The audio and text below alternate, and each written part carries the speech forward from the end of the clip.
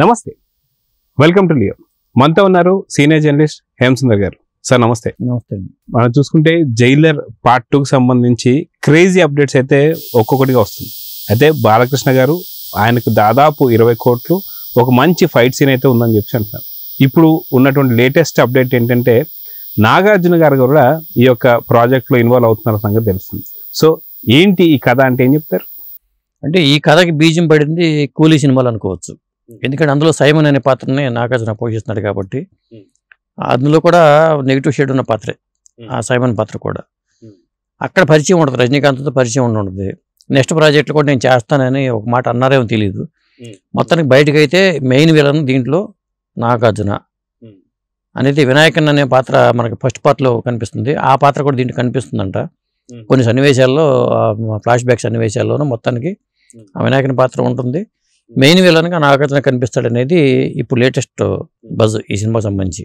అయితే అక్కినేని నాగార్జున గారు చూసుకుంటే దాదాపు చాలా వరకు ఇప్పుడు 100th మూవీ కూడా చాలా దగ్గరలో ఉంది, కానీ ఇప్పటిదాకా ఎప్పుడు కూడా నెగిటివ్ షేడ్స్ అయితే మనం చూడలేం. ఒక కిల్లర్ మూవీలో తప్ప పెద్ద నెగిటివ్ షేడ్స్ ఉన్నటువంటి ఒక సినిమా మనం ఎక్కడ కూడా కనిపించదు. అటువంటి నాగార్జున గారిని విలన్ గా యాక్సెప్ట్ చేస్తారా లేదా అంటే ఏం చెప్తారు? ఇవాళ బాబీ డియోలు ఒకప్పుడు హీరోనే, మరి యాక్సెప్ట్ చేస్తున్నారు కదా. సంజయ్ దత్ హీరోనే, ఖలనాయకగా చూసాము, మరి అట్లాంటిది విలన్గా కూడా చేస్తున్నాడు. మరి చేసాడు, ఆయన మెప్పించాడు. ఎక్కడ వస్తుందంటే పేరు ప్రఖ్యాతులు ఎక్కువ రావాలంటే ఖచ్చితంగా నెగిటివ్ షేడ్ల పాత్రకి పేరు వస్తుంది. ఇప్పుడు వాలి సినిమాలో అజిత్ తీసుకుంటే ఆ నెగిటివ్ పాత్ర ఎంత పేరు వచ్చింది, అజిత్కి పేరు తెచ్చింది కూడా ఆ పాత్ర చెప్పాల్సి వస్తుంది. అది నచ్చి ఉండొచ్చు బహుశా నాగార్జునకి. ఎందుకంటే నెల్సన్ దిలీప్ కుమార్ ముందు వేరే అనుకున్నా కానీ తర్వాత నాగార్జున దగ్గరికి వచ్చాడని. ఇప్పుడు ముఖ్యంగా విశేషం ఏంటంటే అసలు బాలయ్య నాగార్జున కలిపి ఇంతవరకు సినిమాలు చేయలే. ఇప్పుడు నాగేశ్వర గారు మిస్సమ్మ సినిమా చేశారు, నాగేశ్వర గారు రామారావు కలిపి. అలాగే గుండమ్మ కథ సినిమాలు, ఇట్లాంటి చాలా సినిమాలు ఉన్నాయి. కానీ వాళ్ళు చేసిన చాలా సినిమాలు చేశారు, దాదాపు ఒక 20 సినిమాల దాకా పైన చేశారు వాళ్ళిద్దరు. కానీ బాలయ్య బాబు నాగార్జున కలిపి ఒక సినిమా కూడా లేదు. పైగా అసలు చాలా మంది టాక్ ఏంటంటే వీళ్ళు ఒక వేదిక మీద ఉంటే అసలు చూసుకోరు, మాట్లాడుకోరు, అసలు కలవరు కూడా, ఒక వేదిక మీదకి రారు కూడా అనుకుంటూ ఉంటారు. అలాంటిది ఒక సినిమాలో మరి వీళ్ళు కలిసి నటించడం కూడా విశేషమే. కాంబినేషన్లో ఉంటారా లేదా అని తెలియదు. కానీ బాలయ్య బాబు ఏంటంటే స్పెషల్ పాత్ర, నాగార్జునది ఫుల్ లెంగ్త్ పాత్ర అని చెప్తున్నారు జైలర్ 2లో. బాలయ్య బాబు ఏంటంటే పోలీస్ ఆఫీసర్గా ఎంటర్ అవుతారు, మెరుపులు మెరిపించేసి మాయమైపోతారు. ఆ సన్నివేశాల్లో నాగార్జున ఉంటారా లేదా చెప్పలేము మనం. అదే మీరు అన్నట్టుగా గతంలో కూడా బాలయ్య గారి ఇంట్లో ఫంక్షన్స్ కావచ్చు, లేదా నాగార్జున గారి ఇంట్లో ఫంక్షన్స్ కావచ్చు, బాలకృష్ణ గారిని లేదా నాగార్జున గారిని ఒకే వేదిక మీద చూసినటువంటి సందర్భాలు లేవు. అటువంటి తరుణంలో ఇప్పుడు మల్టీ స్టారర్గా ఇప్పుడు రజనీకాంత్ గారి ఆధ్వర్యంలో వీళ్ళిద్దరు ఉంటారా లేదంటే ఏం చెప్తారు? అది కాంబినేషన్లో ఉండకపోవచ్చు నేను అనుకోవటం. అయితే కలిసి సినిమా చేయడమే గొప్ప విషయంగా. ఇప్పుడు బాలయ్య నాగార్జున ఉన్నారనే వార్తే హైలైట్ అవుతుంది. ఇప్పుడు రజనీకాంత్ జైలర్ 2 రాబోతుంది అనుకున్న కాస్త బాలయ్య ఉంటారు లేదా అని డౌట్ వచ్చింది. అది కూడా దాదాపు కన్ఫర్మ్ అని చెప్తున్నారు, బాలయ్య 2 ఉంటారనేది.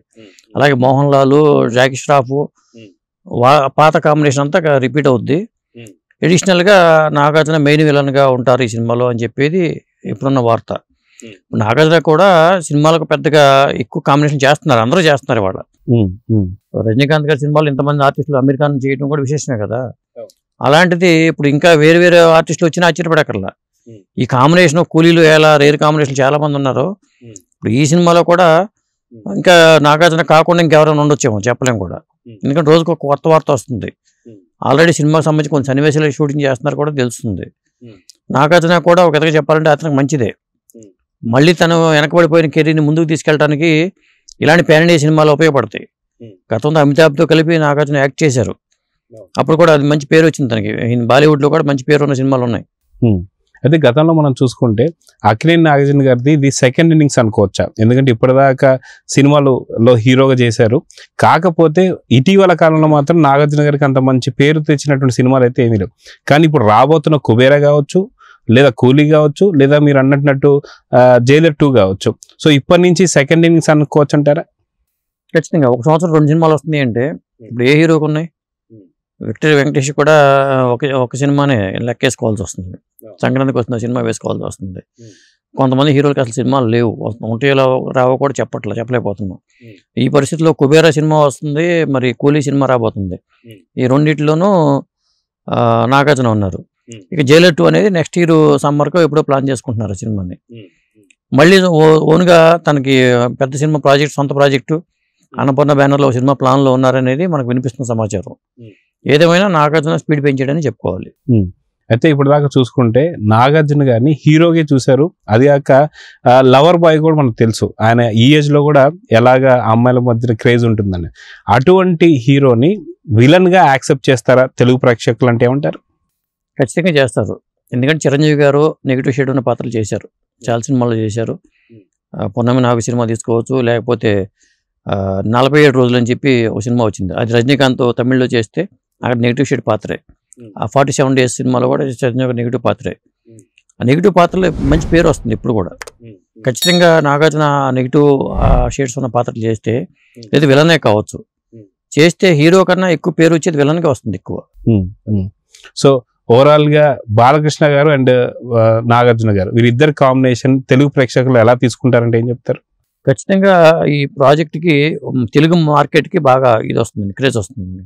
ఇప్పుడు బాలయ్య బాబు ఉంటాడంటేనే అది ఆయన రెమ్యునరేషన్ ఎంత అనే దాని మీద లెక్కలు, రకరకాల లెక్కలు వస్తున్నా కానీ మళ్ళీ బాలయ్య బాబుకి ఎంత ఇస్తున్నప్పుడు నాకు ఎంత ఇస్తారనే యాంగిల్లో ఉంటుంది. ఆ లెక్కలు ఒక్కలని వేరుగా ఉంటాయి. నాది ఫుల్ లెంగ్త్ క్యారెక్టర్, బాలయ్య బాబుది స్పెషల్ పాత్ర అంటారు. అవన్నీ మొత్తం బ్యాలెన్స్ చేసుకుని చేస్తారు వాళ్ళు.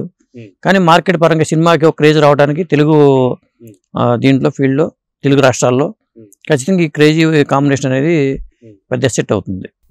సో అది కాక టాలీవుడ్ లో ఈ మధ్య కాలంలో ఎక్కువ హిట్స్ చూసుకుంటే టాలీవుడ్ లోనే జరుగుతున్నాయి, అటు బాలీవుడ్ తో పోల్చుకున్నా లేదా తమిళ ఇండస్ట్రీతో పోల్చుకున్నా. సో అందుకే ఈ క్రేజీ కాంబినేషన్ తీసుకున్నారా? సో మంచి ఓపెనింగ్స్ రావడానికే తీసుకున్నారంటే ఏం చెప్తారు? ఈ క్రేజీ కాంబినేషన్స్ మనం ఇక్కడతో ఆపడానికి లేదు. ఎందుకంటే రేపు వచ్చి నెక్స్ట్ 2026లోను 2027లోను మరిన్ని క్రేజీ ప్రాజెక్టులు వచ్చే అవకాశాలు ఎక్కువ కనిపిస్తున్నాయి. ఇప్పుడున్న వాతావరణం చూస్తుంటే చిరంజీవి గారు బాలయ్య బాబు కాంబినేషన్లో సినిమాలు వచ్చే అవకాశం కనిపిస్తుంది.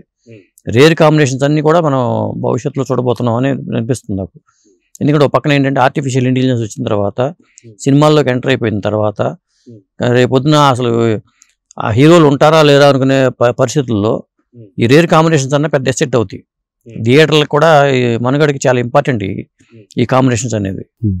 సో చూద్దాం సార్, ఖచ్చితంగా జైలర్ 2లో అటు బాలయ్య ఇటు నాగార్జున ఇద్దరు కాంబినేషన్ మొత్తం చాలా క్రేజీగా ఉంది. సో రానున్నటువంటి ఒక జైలర్ 2 ఇంకా ఎలాంటి క్రేజీ అప్డేట్స్ వస్తాయో చూద్దాం మరి. నమస్తే.